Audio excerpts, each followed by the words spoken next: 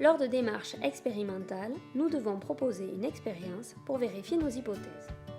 Nous pouvons le faire soit en rédigeant un protocole, soit en réalisant un schéma.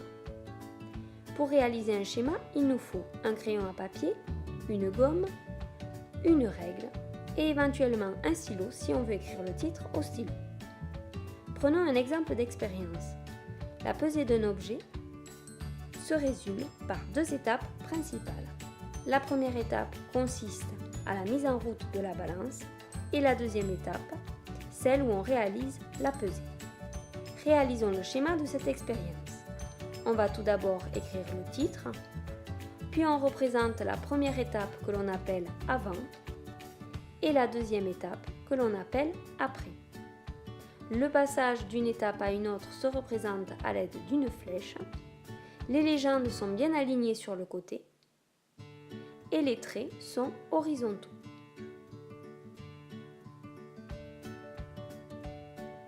Quelques remarques pour réaliser un schéma.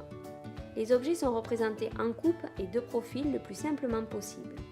Par exemple, l'Erlenmeyer n'est pas représenté en 3 dimensions. L'ajout d'un produit se représente avec une flèche courbe et les poudres ou les précipités se représentent à l'aide de petites croix. Il va falloir connaître les représentations du matériel qui est régulièrement utilisé.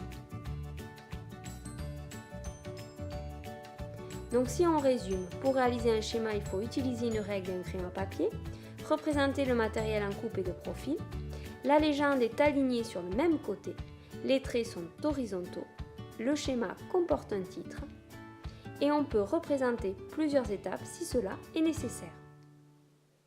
C'est à vous maintenant de réaliser votre schéma.